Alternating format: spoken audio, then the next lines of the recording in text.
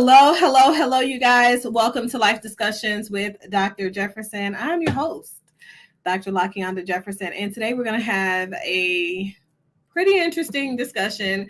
I want to talk about a couple of things, actually.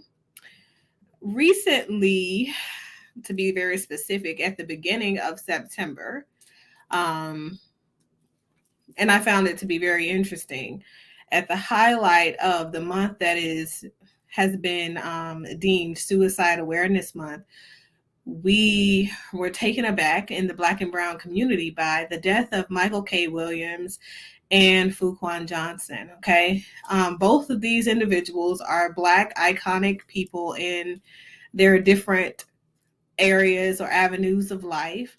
Both have been pretty impactful in the lives of so many young Black men and young Black boys who are watching the screens, right? So many folks look at comedy as a way for us to heal by way of laughing through some of those things that cause us significant distress. Hey, what's going on, Rush? Hey, what's going on, Cortez? How are you? Shout out to the chat. Hopefully you guys got lots to add to today's discussion because it's going to be a very interesting one, especially when we get down to the relationship question of the day. She wrote a paragraph, but we're going to try and get through it, okay? So on this channel, for those of you who are newcomers, people who have not seen this channel before, who have not had the opportunity to sit with and navigate through the various components of Life Discussions with Dr. Jefferson just yet, make sure you guys go ahead and hit the like and the subscribe button if this information or content from today's show resonates with you. On this channel, we do have the difficult discussions. We talk about things that typically leave us in a place of discomfort, and so we have a tendency to avoid having those discussions anyway. And I feel like it's important for us to have those discussions and reseat ourselves because we are worthy for healing. Okay. So we talked about Michael K. Williams' death in I didn't come back and do too much of an in-depth review of what was going on with his nephew. Now, his nephew is the person, along with his wife, the wife of the nephew. They are the people who are responsible for discovering Michael K. Williams in his New York apartment, deceased. Initially, there was some pushback after there was a release formally by the police, the authorities, when they suspected that he died from a drug overdose. Okay, everybody knows, Michael K. Williams is the guy who played on, I think it's called The Wire. He was Omar. Most people know him from there, but he's had lots of features throughout various movies, and he's has always been a very phenomenal actor, actually. But so he talked about his struggle with addiction, with drugs. His death was suspected because they found cocaine paraphernalia and heroin paraphernalia around him. And it was interesting because he died within that same week of Fuquan Johnson dying. And it brought awareness to so many people who are using so many illicit substances, regardless of what they are, especially in the climate where we're okaying and we're normalizing healing by way of using substances to just numb what we're dealing with. So to get back to it, because the drugs were found around him, it was automatically assumed that he died of an overdose. If we pair that with his post on Instagram, and he posted it literally before taking this overdose, it's easy for us to say that, okay, this is a case of suicide. So what I want to talk about is that his nephew and his wife, after finding him, They were very uncomfortable with the authorities announcing that he had died of an overdose before the coroner had a really had really had a good opportunity to do an autopsy and determine the official cause of death. But now that the official cause of death has been rendered, after his nephew has said, why is it that we naturally assume that this is an issue? Because it's a Black people's issue, right? And he felt like it was discriminatory practices by the NYPD, all of these things, right? Why is it so hard for us to accept that sometimes people make commitments that are larger than them? Sometimes we make commitments that we can't necessarily keep. The fact that Michael K. Williams was a person who was very transparent about the fact that he was struggling with his addiction, having an official cause of death that led to even accidental overdose by way of fentanyl laced cocaine and heroin, these are the things that were found in his system. Why is it so difficult for us to just accept the fact that sometimes we make promises that we cannot keep because we are not as large as those things that are addictions for us, illnesses in us? Mental health issues are definitely the same and should be viewed as the same as your biological health issues. Mental illness is real, and we have to be people that recognize that substance use disorder is a huge plague in the Black community. Now, I want to,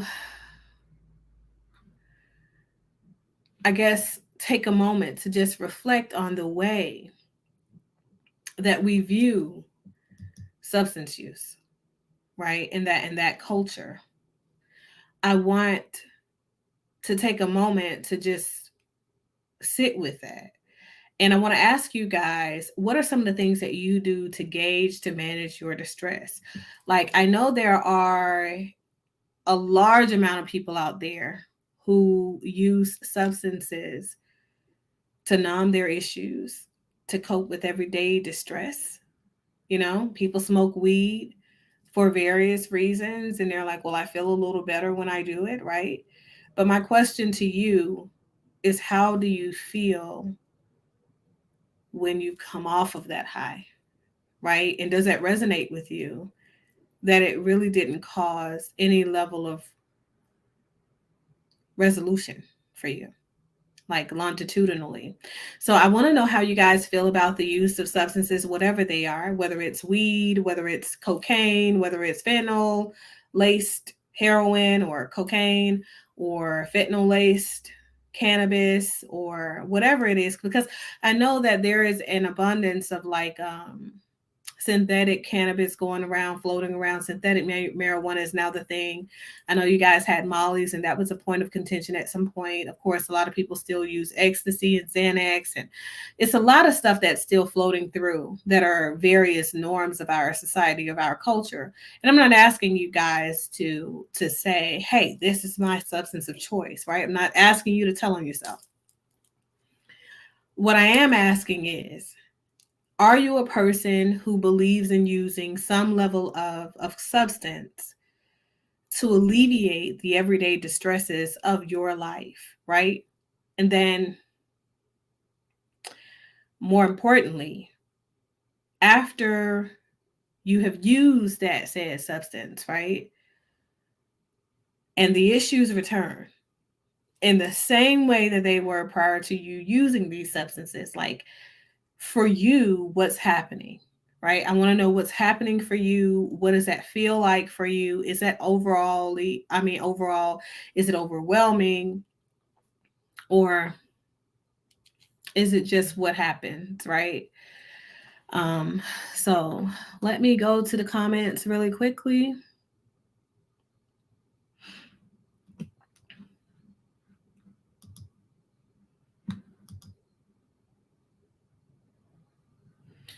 Says R. Kelly, guilty of all charges. Thank you, white Jesus.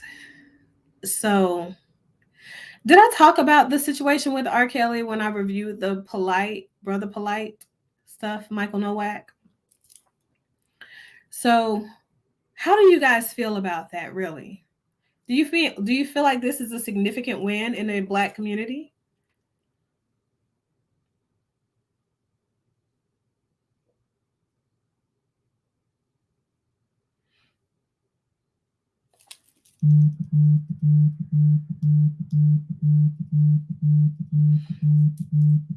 So Cortez says beer and regular weed. Okay. So what does beer do for you?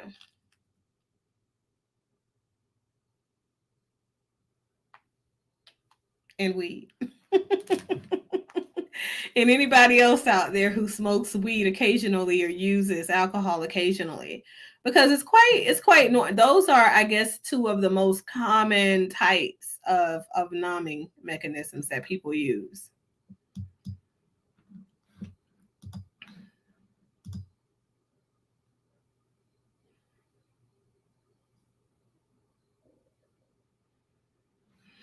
And also, I want to ask this question: how do you guys feel about the idea of therapy as a means to alleviate some of the distress that you deal with versus what you currently do? Right? Says he made his bed, now he has to lay in it. That's interesting. How do you feel about the case outcome as it applies to Black America more specifically? So, the conviction, any conviction of R. Kelly in this particular situation sets a precedent. I don't know if people have been really taking light of that, right, during this whole Me Too movement and things like that. But that would it would set a precedence. And what that precedence would be is that anytime a person is acquitted of charges of wrongdoing against them, a way to now overcome the double jeopardy component and the possibility of losing is to get this whole mob justice mentality moving.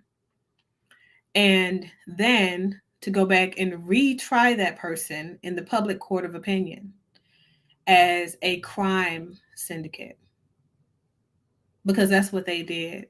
He beat these charges in a culture where these behaviors were very norm criteria, the culture, the climate of people, and I'm not even going to say it changed a whole bunch now because it hasn't, right? So, talking about this outside of the personal things that for us we're moved by means that we have to call a thing of sorts, right? So, if he was acquitted of these charges during a time where it was very common for teenage girls to be engaged in relationships with boys who were 18 or older, but under 30, because that's kind of what the situation is, right? It wasn't uncommon for those types of relationships. In the 90s, the vast majority of girls in high school had grown boyfriends picking them up from high school. Even now, it's still quite common now. However, the way that we look at it now, because now children are not the same, they're not latchkey kids anymore, right? You can't just leave them at home and expect for them to get everything done and have dinner ready when you come home if you're a parent and you have a kid that's 14, 15. These are different times. So we've taken a different social culture and we've tried people from a different, when the laws were different, expectations were different, all of that. We bought things from then and charged them in the here and now, right?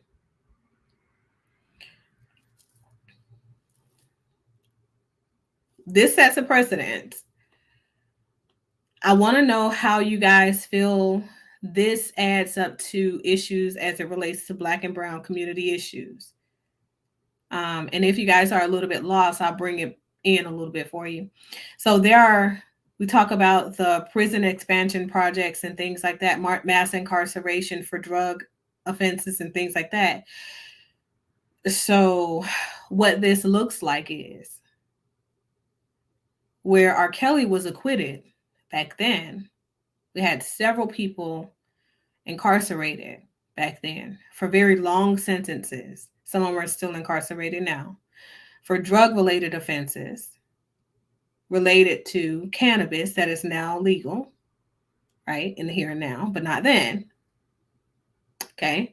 So, how do we make that thing work for us to get the release of all these people who were incarcerated for trafficking drugs, right?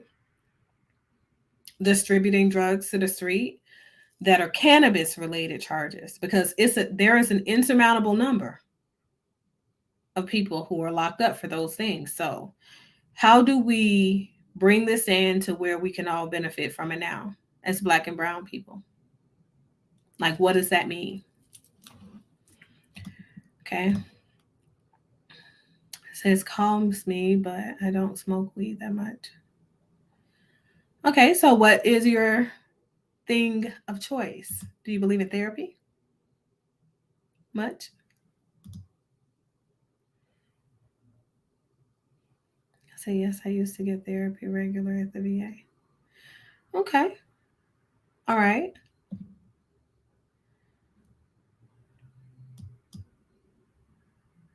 R. Kelly is sick. I think he's really sick now, considering all things. But then again, considering R. Kelly, and what he's accused of and the propensity that he would be harmed in general population, he'll probably go to prison. And, if he's lucky, considering the fact that he is a brown person, I'm not quite sure if that'll work, but we're going to find out. If he's lucky, though, he'll be sentenced to having a prison, cell like Derek Chauvin.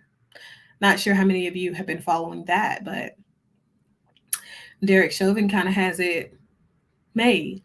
He has his own private cell, and it's monitored by video surveillance, and that surveillance footage is recorded. And yeah, so no guards or inmates can have contact with him. He has his own outdoor time, all that good stuff. It's quite cushiony, right? To have murdered someone in the streets. Who feels a way about that? I certainly do. But so, while you guys are thinking and sitting on that, I'm going to go ahead and I'm going to talk about this crime spike, right? Oh, most people forgot about Derek Chauvin. So the pandemic crime spike is not really what, we would think about. It's not concerning the pandemic. It's really concerning the crime, and we're just taking into account that this pandemic is when it happened, right? So we talked a bit about this back in July, I think it was. I showed you guys the numbers and stuff like that. We may have talked about it in August.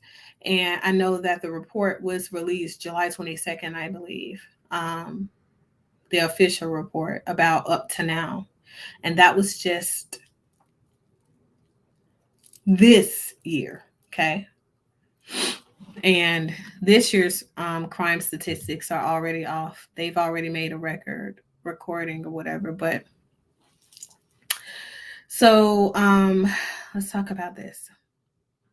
The FBI recently recorded about 60% of the data from the United States police precincts, right? Data as it relates to violent crimes during the year of 2020 leading up to 2021, right? There was almost 22,000 violent crimes, which is pretty much a record in comparison to 1990 to 91, because this is typically where we do our comparisons, because people talk about, oh, well, yeah, crime's high, but it's not as high as it was in the 90s. It was a lot of killing in the 90s. So I agree. In the 90s, there became an increase of street weapons. Gang activity was on the rise in the 90s. And this is really just kind of like a retake. Different generation, though, of desensitized human beings who don't have rules at all that guide and construct the way that they move in response to inadequate coping mechanisms, right? So they have no boundaries. There are no inhibitions whatsoever. They just respond and react, and whoever is there, casualties of war, right? Of these streets. So back in the 90s, I think the record was 25,000. 25,000. So think about it. At 60% reported, we're already over 22,000 violent crimes reported. And we're not even going to talk about right now. The right now, this year's numbers, it's just, it's beyond me.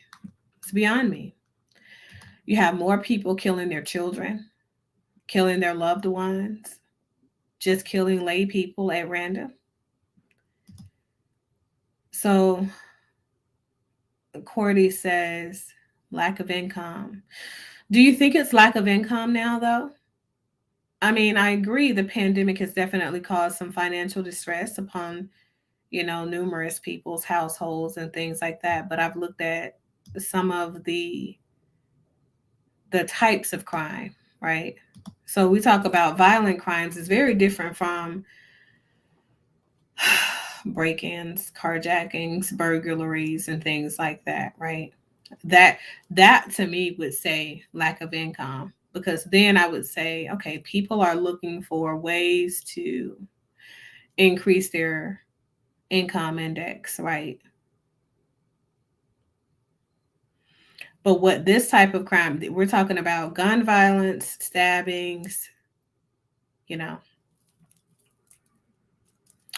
deaths, from these inadequate means of coping with arguments, basically. And believe it or not, over 70% of them are in our communities. 78% to be specific. Um, says, yeah, but in the 90s, they had Uzis and all type of machine guns on the streets. They still do now. What makes you think anything has changed?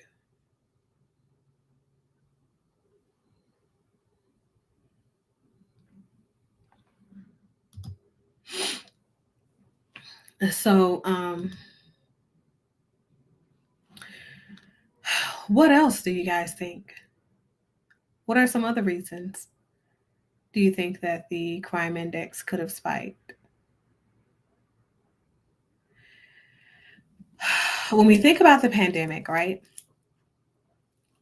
The pandemic has forced people to be in spaces with people they normally would not have been in spaces with. You have people who were evolving into brand new relationships for the very first time. And because one person lost their job, but the other person felt very closely connected to that person during this time. And of course, unemployment was offered, right? So there have been like lots of financial means of alleviation of financial distress for people. Okay. Um, so you've had folks allowing their intimate partners that they're just dating to move in with them. And so now you're in this space with this stranger, essentially, and you're trying to make it work. When you talk about resolving conflict and navigating distress, that becomes a little bit difficult when you're in the middle of a pandemic and nobody can go anywhere. And that's not to make an excuse, I feel, but it's definitely a means to highlight the issue of us being forced into a corner with nowhere to go, right? So, what happens when we are people who are pissed off with our intimate partner and nobody ever taught us how to navigate problem resolution? Nobody ever taught us how to get through those difficult moments. But we're still in those spaces. We still have to find out, okay, how do we live through this? How do we get through this, right? And then we start to realize that people are dying in insurmountable numbers. We're losing family members left and right. We're also watching other people die left and right. We're reaching for the coping mechanisms that's become a vast majority of everyone's coping mechanism right now, right? Cannabis. Some of it is laced, some of it is synthetic, some of it is real, some of it has been getting the job done, and some of it has not, right? So we reach for that, and that does the job, but what else does it do? It causes an altered mental state.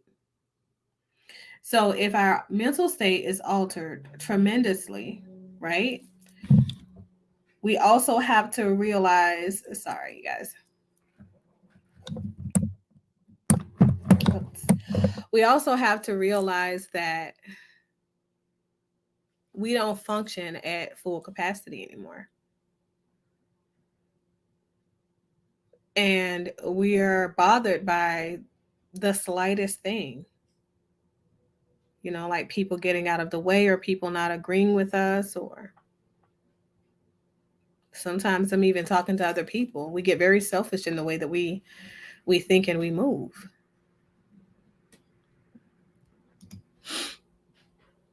It says it's that social media frame that makes people act out to show off.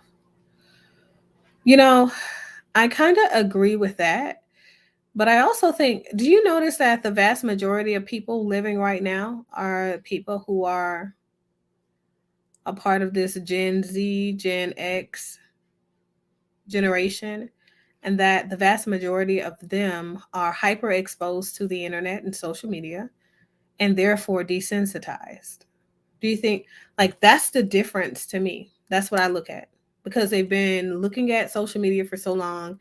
They have been 100% engaged in seeing these videos that are not appropriate for social media settings or even to be on the internet, right? People killing people, cutting heads off, cutting body parts off, decapitating people publicly.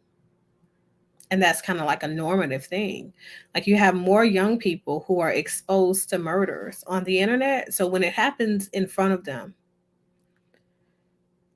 even though it's devastating, right, for us to think that, okay, this would affect them, it really doesn't affect them in the way that it normally would, because they've desensitized that part. That whole shock value is gone. You said machine guns are not on the streets now. Stop it. Really? So you think that machine guns were once on the street and then they just disappeared? Explain that to me. What happened to them? If they were once on the street, they just disappear?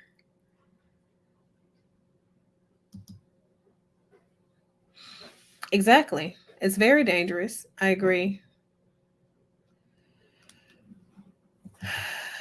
But so, yeah, but feel free, and whoever else thinks that machine guns just kind of just went from the streets, they're no longer there, right? Tell me, what do you think happened to them if they're no longer on the streets? This is not a part of the problem. So my next question is, how do you guys resolve conflicts? Right? We all have separate levels, different levels of resolving conflict and distress. Um, Sometimes it's talking things out. Sometimes it's arguing and calling names. Sometimes it's writing letters or text messages. Um, Sometimes it's just internally dealing with those things or self blaming, right?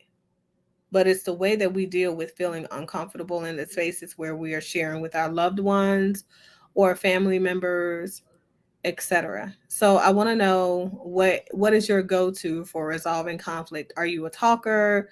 Are you a fighter? Do you go to the bottle? Like, what do you do when you're in a space where you no longer agree with someone that you're having a conversation with? Are you a person that walks off and is like, screw this, we're not having this conversation?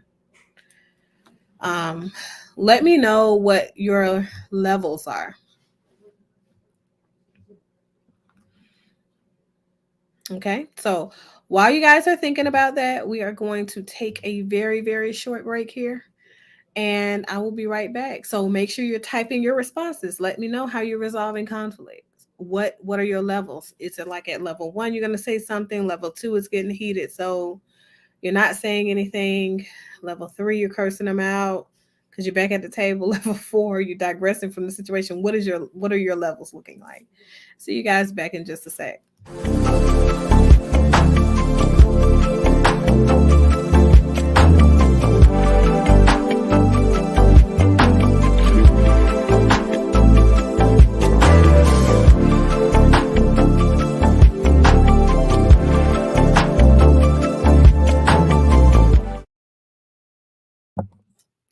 All right.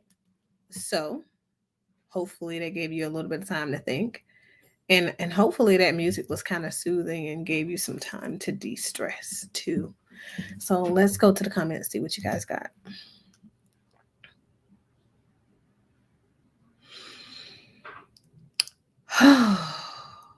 Walk off and go drink. Good God. Well, the walking off is a really, really great means to dealing with distress. I feel like that's a great idea. Um, but the drinking part being your end game, like that's a little dangerous. Yeah. How often are you doing this? How often are you and beer, because you said beer was your drink of choice. How often are you and beer having a meeting of the minds? How often are you guys becoming one? I would ask that question if you're comfortable with sharing.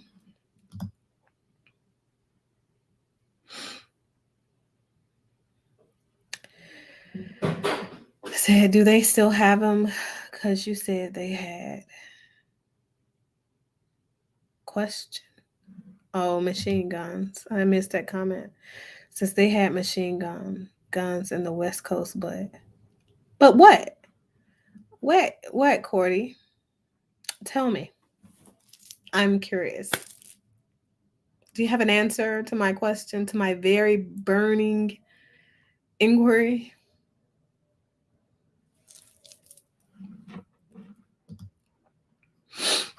Hey, Kel, what's going on? How are you? You said your liver, yes, it's dangerous. Oh my God. So having a drink, walking off, digressing, right? And walking off and drinking alcohol as a means to navigating resolution of your issues, Cortez, your liver isn't the only thing that's it's dangerous for, but your psyche, right? You drink a 12-pack a day? All right. So maybe you should give me a call and let's talk about what therapy looks like. Okay? Because obviously there is something else going on there.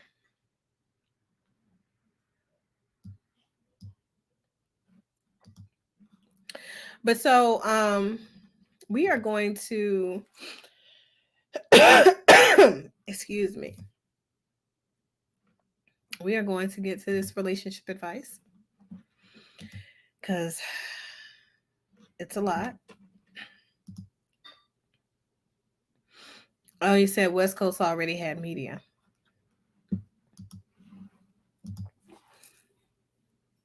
So if anybody else wants to share what their means of navigating distress are, right? What your process looks like, continue to share for me because I'm going to wait to kind of break this down after I read this very lengthy relationship advice topic because I feel like it has a lot to kind of do with, and we're going to tie this in. Okay. Oh, man. Oh, wow, you guys. Mm. So this question comes from Lena, and she is in California. I'm not going to put your city in there. Um, and hopefully you're viewing this already. If not, I'll just shoot you an email back with a link to this question and to this discussion. And that way you can let me know if I answered all of your questions, if I covered all your content, and more importantly, you'll get a chance to see what the audience take is, and hopefully you guys can contribute to answering Lena's question here. Hey, the official urban therapist, how are you? And maybe you can weigh in. Okay. Um, so this comes from Lena, and I want you guys to really take a moment to sit with it because it's a lot. So Lena says, my husband and I have been married for 16 years and have been having the best marriage that yielded 4 children. 2 years ago, I found out he was having an affair with his coworker by looking through some of his business receipts while doing our taxes. Okay. Um, I never confronted him since I was and still am a stay-at-home wife and mom of those babies. Okay, yeah, you said you have 4 kids. Um, you will have to excuse me if I'm all over the place, but this one is hard for me to do. Reaching out and telling my business via your show, but I hope you are able to point me in the right direction because maybe I do need help. Okay, no problem. His coworker that he was cheating with has 3 children aged 10 to age 6, and our 6-year-old. Well, that's great. You both have 6-year-olds. Has been very close with her 6-year-old since they were 3, to my knowledge. Her 8-year-old and 10-year-old, as well as her 6-year-old, has been babysat by our oldest, who is now 17 and asking questions as I am. So yeah, his coworker died 6 months ago from COVID. The same coworker? And he withdrew from me completely after her death, I guess so, to the point of him moving into the guest room. And he has been sending her sister $10,000 a month. Mm.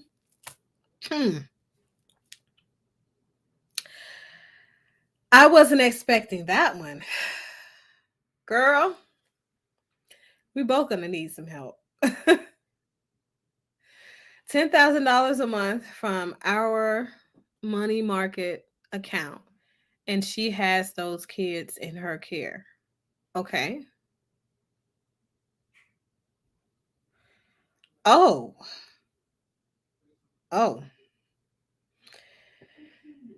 Whew. You guys, you guys, you guys. He has been sneaking out during the night, and I followed him to find he was putting that 6-year-old kid to bed. Yes, I was looking through the window. Good Jesus. I am dying inside, Dr. Jefferson. Those kids have always looked like him. What do I do? I have no education or training or anything. Hmm.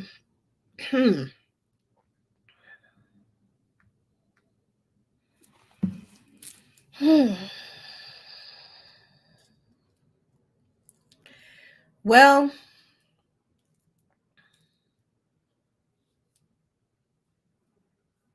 she's in California. So we're going to say US dollars.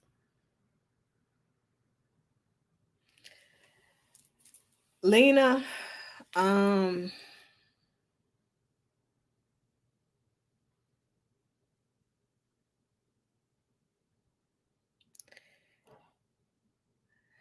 well, Right now, I am trying to figure out where to start navigating this.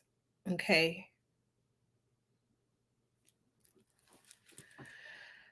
Oh, wow. Okay. So, let's let's go to the point. You said you have 4 kids. You didn't mention the kids, all the kids' name, I mean ages, but you said 17-year-old is the oldest. And I know you have a 6-year-old. Um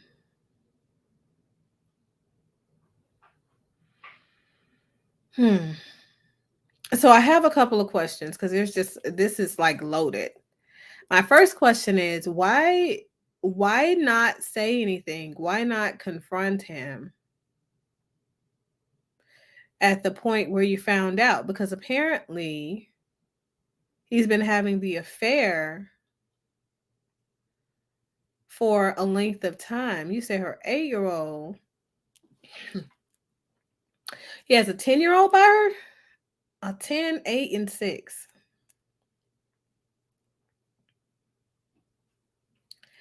And you guys were married for 16 years. So that means that he was having this affair at least 11 years ago.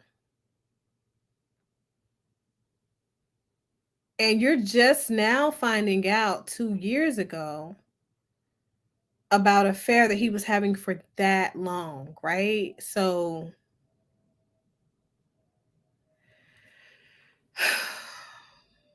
most affairs, according to the science behind and sociology behind and all of our research, right, around infidelity recovery, most affairs do have more of a positive impact on a primary relationship than not. But to not know that your spouse is having it, to not know, I'm just curious about how long you knew or suspected something was happening, because it seems like you just haphazardly found that he was having this affair 2 years ago by way of looking into the specifics of the receipts. So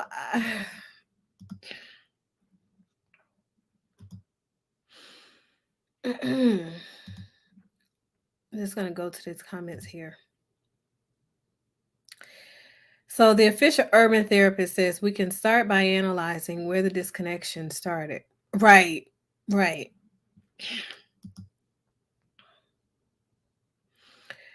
But she stated that the union was great. But that's the thing.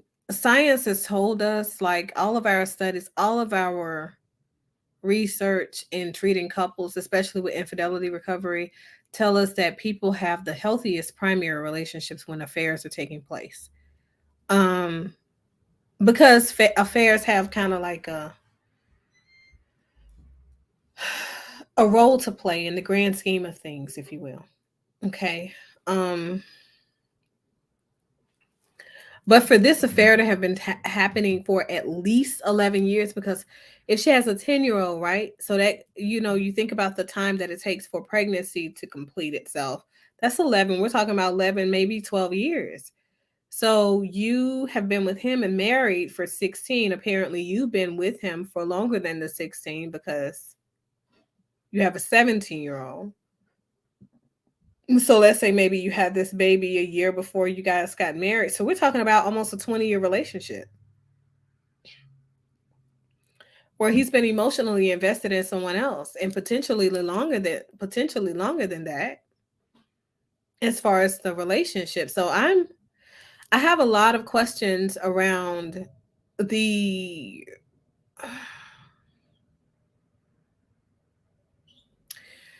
the primary relationship of you and your husband. And it's a lot. Man, this is a lot. So for him to be taking and giving 10,000, good grief. Is this hush money? Is it hush money, or is it like trying to keep them comfortable, or trying to pay the sister to not come to you. I'm just curious about all of this. Because that's a lot for child support, 10 grand. If he's just a lay person. So I'm just curious about a lot of things. And 10,000 a month. Hmm.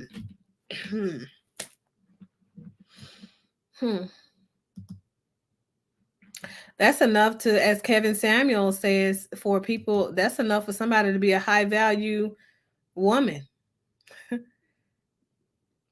Her statement seems disingenuous as well. It appears that the other woman was his baby mama for 6 years. Exactly. So that's what I'm looking at, right? And I know it may seem disingenuous to you guys on the outside, but as somebody that treats couples and that are struggling through infidelity recovery, and I've been doing this for some time now, um, that's not at all uncommon. That's why I tell you, like, not only the science, but we've learned that typically affairs can be traced back for years and years and years, sometimes decades. Different affairs. But so yeah, I look, Lena, I have a lot of questions, okay? But what I'll say is this money could be hush money, and your husband is apparently grieving. Okay. Being with you could be something that triggers a lack of fidelity or missed opportunity or some level of guilt and shame associated with the nature of the relationship that he had with the other woman. And that can be really, really complex. That's some space that's very complex to navigate. So what I would say is the first thing is going to be for you to find a therapist for the both of you. You can find a trauma informed. I recommend, you're in California. That's a great state when it comes to MFTs and being able to access them and things like that. It's one of the only states that has its own indoctrination for MFTs and advocacy for marriage and family therapists. So find you a marriage and family therapist who specialize in complex trauma and blended families, and especially infidelity recovery. Okay. And then you'll have somebody who is able to navigate the different layers of grief, but also cover the infidelity recovery, but also somebody who's qualified for discernment counseling, all of the things that I imagine you're going to need at this point, because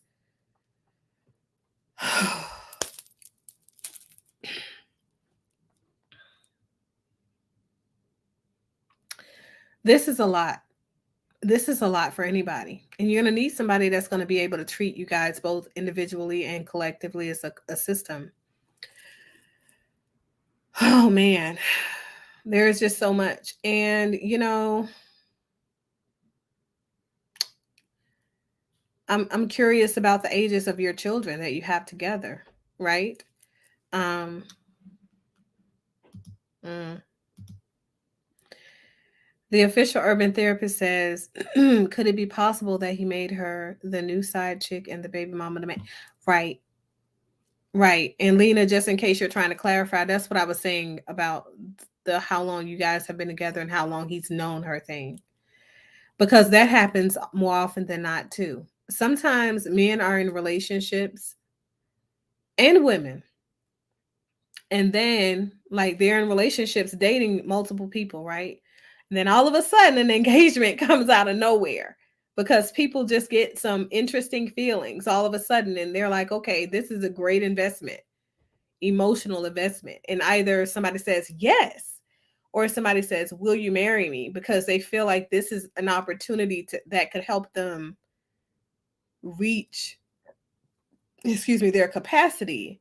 And it shifts the nature of the relationship that they have with the other parties, right? But they're not quite ready to let go of those relationships.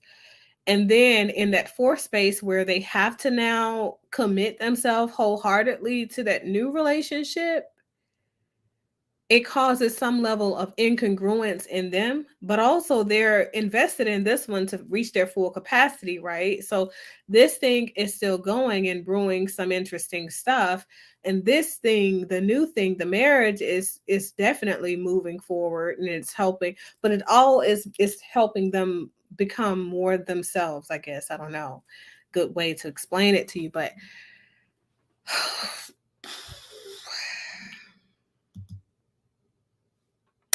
it's a lot. So yeah, he probably moved. Right, right. So Cordy says he probably moved on with the side chick. Then Doctor, there's men with 3, 4 with. What do you mean? There's men with more than one wife. Right, right. There are several men with more than one wife and several women with more than one husband. However, this situation is not necessarily a more than one wife situation because obviously she, even though she found out about this woman at some point, she didn't know about this woman. And that's a little unsettling for a man to be able to run this double life thing. Like, what that says is, and what I like to tell people is this, okay? In couples therapy, I'm just going to put it out there, okay? Affairs never happen if there is no opportunity for affairs to happen. If everything is in order in your relationship and everything is congruent and everyone is doing their jobs, right? It's kind of like football. I'm a huge fan of football, right? The other team cannot, it's no way the other team can intercept the ball if everybody is doing their jobs and the play is ran correctly, right? So sometimes we have cramps that stop us from being able to make the play or being in position to receive the ball, right? And that might slow us down. So the trajectory in which the ball is thrown will be overthrown or underthrown, and therefore it's room for an interception. Okay. So if you think about it in that way, like, affairs are the same way. Sometimes you're having some difficulties navigating various areas in your life personally, and as a result of that, it prevents you from being able to attribute to your relationship in the way that you need to be there. So there is space for an interception by some other player, right? That may be in a system outside of your said system, but they're attuned with your system, right? So they're going to pick up your ball and now it's in play in their court versus yours. So what I'm saying is that there has to be space for these things to happen. And that's not to say that the affair is your fault, Lena, but it's to say that sometimes these things happen and we don't recognize they're happening because we are so mixed up in something else. That's a distraction, whether it's a healthy distraction or unhealthy distraction. So I have my questions for you are, you're asking for help. So the question is, do you want help for yourself or do you want help for your system, the collective, or do you want help for your marriage or are you trying to get help for your kids?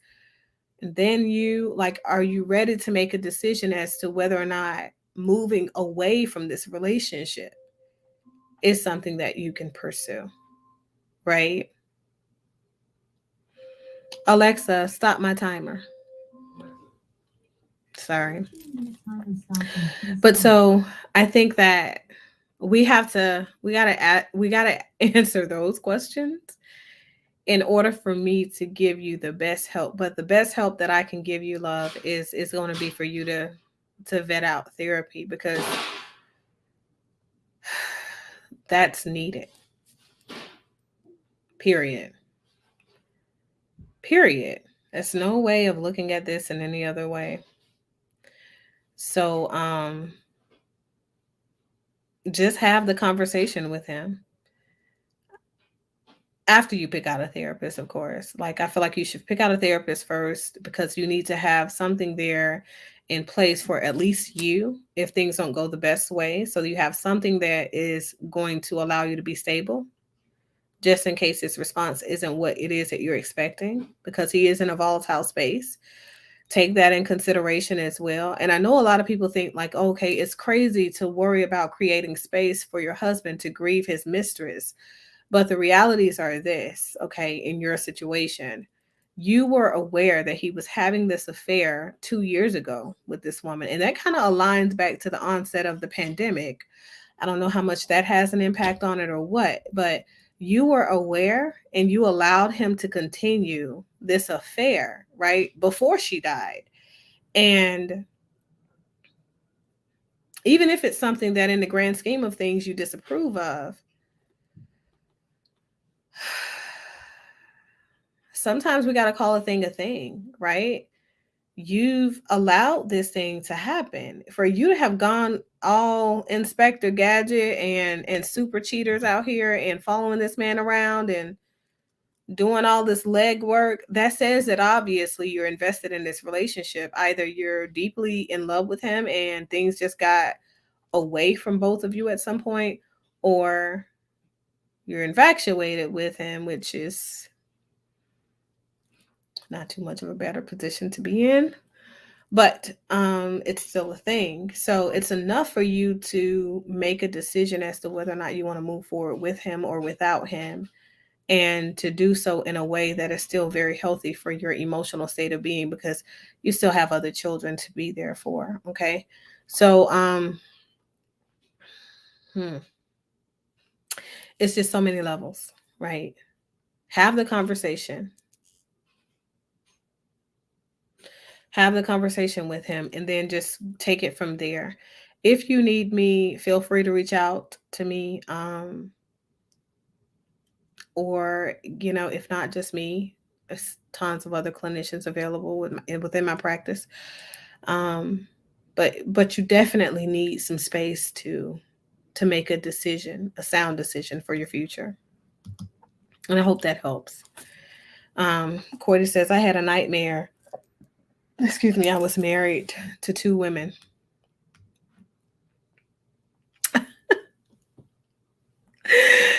Oh goodness. I'm almost curious as to what made that a nightmare.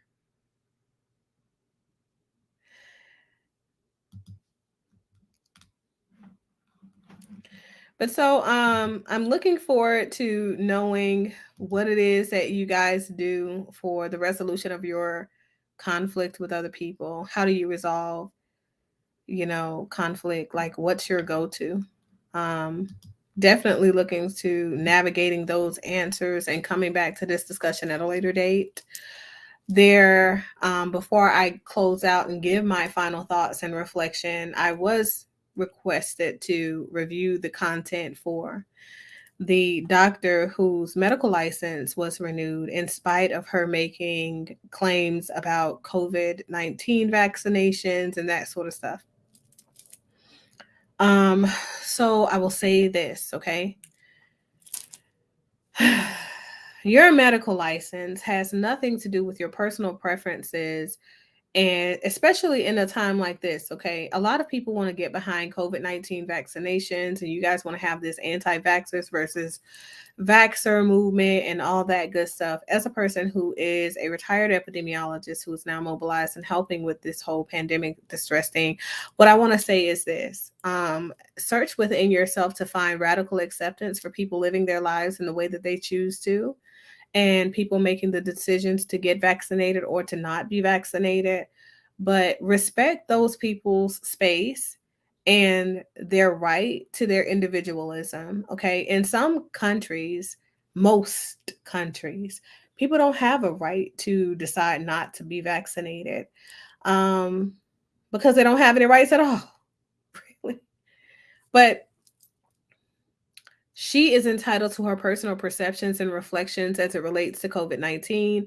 And as a medical doctor, it does not mean that she's doing any injustices as far as like her patients or, people who are following her advisements. Any advisements that you get from your medical doctor or any other doctor are based on their personal purviews after they have evaluated the medical science. Okay, understand that. So you're always making a decision about your medical care based off somebody else's personal opinions after they've looked at the medical science. Not all of us agree, even looking at the same data, because we're all very different, right? Not all of us will ever agree. There will never be an overall consensus, even if they are those same said specialty doctors coming up with the science around these vaccinations. Not everybody will agree as to what the best means or best outcomes are for people. And we're not the people that should be making that decision. You should be making that decision. Today, I want to challenge you guys to be in control of your own health care, be in control of your own outcomes in a way that says that you care about your outcomes. Okay, so that means do your due diligence, do your research. And if you don't understand something, do more research. Ask for a consultation with an epidemiologist. Epidemiological doctors are the people who specialize in infectious diseases. This is literally what they do in and day out, right? So pay for, invest in your long-term care, right? By talking to people that have been studying virology forever, okay? And who can explain to you the difference between an mRNA vaccination versus a regular vaccination that is guided by live and non-live viral ailments with a synthesized cure with it, and as a one component. So find out the difference between the messenger vaccination and non-messenger vaccinations is what I'm telling you for yourself. Find out what has prevented the messenger vaccinations from coming to the scene prior to now, right? And what improvements have been made, if any, because I'm leaving this up to you guys, right? In these vaccinations prior to being introduced into this huge population of people who have become a test subject for it, okay? So do your due diligence. Don't leave your physical, biological, emotional, or mental health in the hands of someone else completely. At least know what you're getting yourself into, right?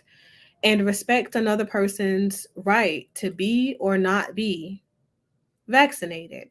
More importantly, understand that there is no science wherever you go look that says that any vaccination for COVID-19, SARS-2, MERS virus type, okay, you're protected from it as a result of being vaccinated. There are no sciences that say any such thing. That is your fact for COVID for the day. Okay. Even if you already know it, right? You can still become infected, whether you are vaccinated or not. So state your opinions, do what you want to do, respect other people's space, but more importantly, keep yourself physically safe and sound by staying away from people. Keep at least 4 to 6 feet in distance away from yourself and other people, especially now that it's getting cold. Make sure you guys are protecting yourself further by acquiring, even if you normally don't get the flu vaccine and pneumonia vaccine, make sure you get it now, because COVID-19 is a upper respiratory attack virus, okay? You don't want that part of you to be under attack, and while you're healing, just natural elements of the air lead you to pneumonia. That's what you don't want. A COVID vaccine will not protect you against that. So just think about these things, make your own decisions, be respectful of other people, and stop going after folks' medical licenses when you don't even have the facts about this same vaccine yourself. What'll happen is you'll find yourself being a part of history that's on the wrong side of history or the right side of history, but the part of history that says that you overreacted when there wasn't enough science. Okay? So that's all I've got to say about that. As far as the show tonight, I want you guys to really sit with and think about the crime stats, this spike in people being able to sensibly resolve conflict, and ask yourself, have I been going overboard? Have I been finding myself more agitated than not? Have I been finding myself more irrational than I normally am? Right? Do I need to talk to somebody? Everybody at some point needs to sit down and have a conversation with a clinician, whether they are a therapist, mentor, coach, all of these wonderful folks, right?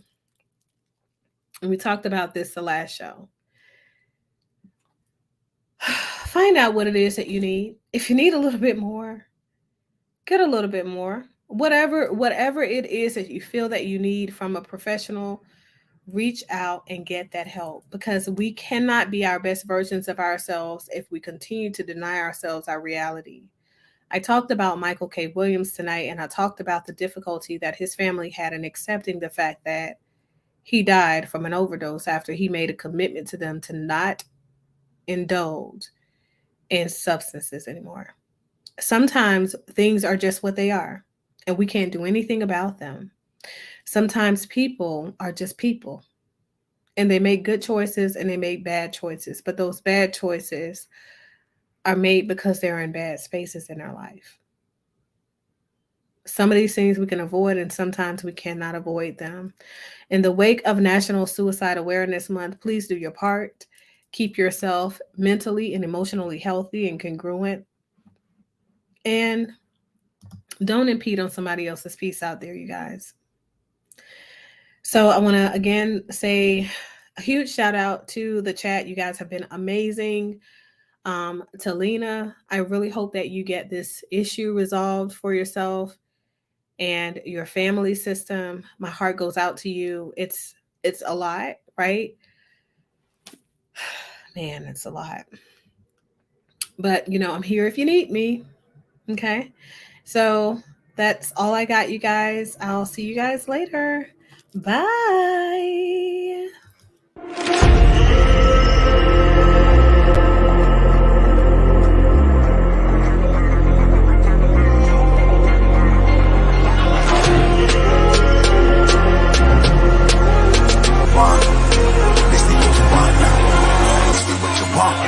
Who alive can't put me in a box. I redefine any definition you got. I am the tiger, I'm making steps to the top. The flames, I whip it up, you just gotta hand me the rock. Take a seat, you cannot stand it. All I know, the flow harder than a Scotch bunny. Don't try studying me, you cannot manage. This ain't what you want, bitch, I'm a fucking phenomenon.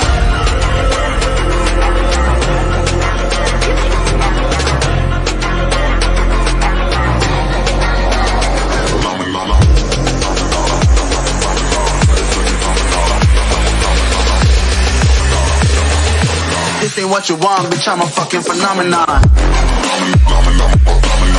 Phenomenon.